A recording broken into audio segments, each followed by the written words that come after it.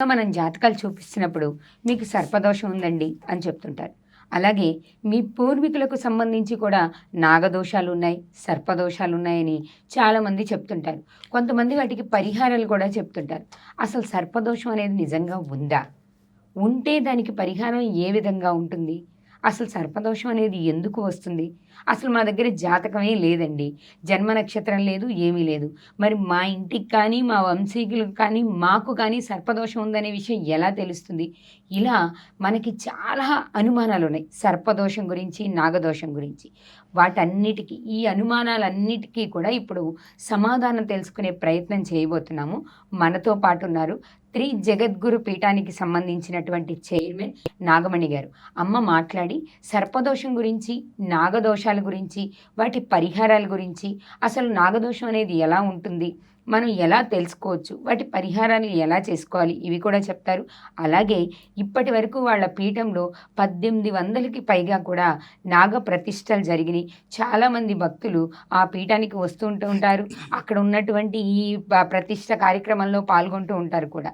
కనుక మనం ఇప్పుడు సర్పదోషాలు, నాగదోషాలకి సంబంధించినటువంటి విశేషాలన్నీ కూడా నాగమణి గారిని అడిగి తెలుసుకుందాం. నమస్తే అమ్మ. నమస్తే అమ్మ, మీతో మాట్లాడటం చాలా సంతోషంగా ఉంది. ధన్యవాదాలు. మీకు కూడా మీతో మాట్లాడడం కూడా చాలా చాలా సంతోషంగా ఉందమ్మా. అయితే ఈ మధ్య కాలంలో మనం బాగా వింటున్నాం, సర్పదోషం ఉందండి, పరిహారం చేయించుకోవాలి, నాగదోషం ఉందండి, పరిహారం చేయించుకోవాలి, శాంతి చేయించుకోవాలి. అసలు సర్పదోషం అనేది ఎలా వస్తుందంటారమ్మా? అసలు సర్పదోషం అనేది పెద్దలు చెప్పటం, మన జ్యోతిష్యులు చెప్పటం కానీ, జాతకపరంగా వాళ్ళు మన జాతక పరిశీలన, పుట్టిన టైము, డేట్ ఆఫ్ బర్త్ కనుక కరెక్ట్గా ఉంటే కనుక వాళ్ళు ఆ జాతక ఫలితాన్ని చూస్తారు. చూస్తే దాంట్లో వాళ్ళకి సర్పదోషం అనేది తెలుస్తుంది. సర్పదోషమే కాదు, మాతృకా దోషాలు కానీ, పితృకా దోషాలు కానీ, కుజదోషం కానీ ఏముంది, దానికి పరిహారాలు ఏంటని వాళ్ళు చెప్పేస్తారు.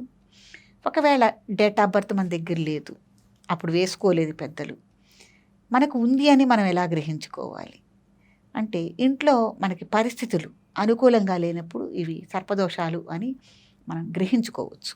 ఎలాంటి పరిస్థితులు అంటే, అనుకూలంగా లేని పరిస్థితులు అంటే ఇప్పుడు ఇంట్లో ఏ వాతావరణం ఉంటే సర్పదోషం ఉందని చెప్పగలుగుతాం? వ్యక్తుల మధ్య పడకపోవటం, అంటే భార్యాభర్తల మధ్య, భార్యాభర్తలు కానీ, తల్లి కూతుళ్ళు కానీ, తండ్రి కొడుకులు కానీ, ఎవరైనా సరే కుటుంబంలో ఒక 4 సభ్యులుంటే వాళ్ళ మధ్య ఒకళ్ళకొకళ్ళకి పడకపోవటం, సఖ్యత లేకపోవటం.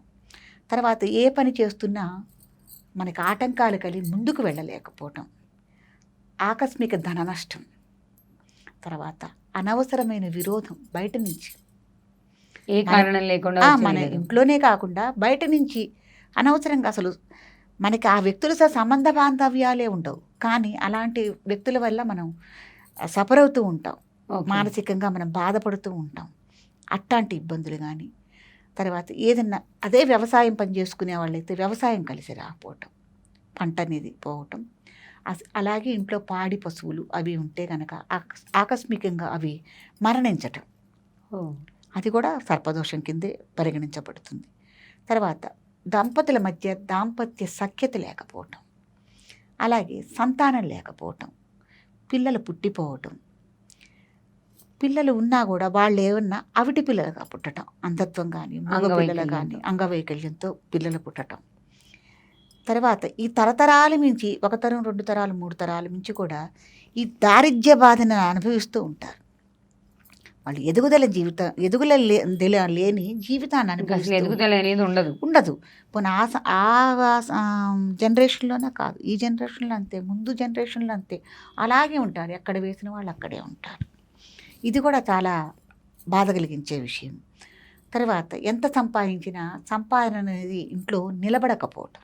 తర్వాత ఈ సంపాదన ఖర్చు అవ్వటానికి కారణాలు ఆకస్మికంగా మనకు అనారోగ్య సమస్యలు ఎందుకు వస్తాయో తెలియదు. మంచి తిండి తింటారు, మంచి ఆరోగ్యమైన ప్రదేశంలో ఉంటారు, మంచి పోషణలోనే ఉంటారు, తగినన్ని విటమిన్స్ కలిగిన ఆహారమే తింటూ ఉంటారు, అయినా సరే జలుబు, దగ్గు, జ్వరము ఏదో ఏదో ఒక అనారోగ్యం ఉంటూనే ఉంటుంది. ఇవన్నీ మానసిక ప్రశాంతత లేకపోవటం ముఖ్యంగా. ఈ ఇబ్బందుల్ని ఎదుర్కొంటూ ఒక్కొక్కసారి ఏదైనా, ఈ మధ్య నేను చాలా వింటున్నది ఏంటంటే, ఏదైనా మనం ఆత్మహత్య చేసుకుందామా అనే నిర్ణయాలు, మానసిక దౌర్బల్యం వాళ్ళు అట్లా దిగజారిపోతుంటారు. ఇవన్నీ కూడా సర్పదోషాల వల్లే జరుగుతుంది. సర్పదోషాల వల్లే ఇవన్నీ మనకి ఏర్పడతాయి. కాబట్టి ఇవి సిగ్నల్స్ ఇంట్లో మనకి. తర్వాత మనం ఏదైనా మొక్కలు అవి పెంచుకుంటుంటే కూడా అవి అనుకోనట్టు చనిపోవటం, ఎండిపోవటం, నిలువున ఎండిపోవటం, ఇవన్నీ కూడా మనకి సర్పదోషాల కిందే వస్తాయమ్మా. వీటిని మనం జాతకం చూసినా చూడకపోయినా ఇవే సిగ్నల్స్, ఇవి గ్రహించుకోవాలి. దానికి తగ్గ మనం పరిహారాలు చేసుకోవాలి. ఏదైనా పెద్దల్ని కానీ, గురువుల్ని కానీ, లేకపోతే వాళ్ళ గ్రామాల్లో అయితే వాళ్ళ గ్రామ పౌరోహిత్యులు ఉంటారు, వాళ్ళని కానీ, జ్యోతిష పండితుల్ని కానీ అలా మనం సంప్రదించి వాళ్ళ సలహాలు సూచనలు అనుసరించి మనం తప్పకుండా ముందుకు కొనసాగాలి.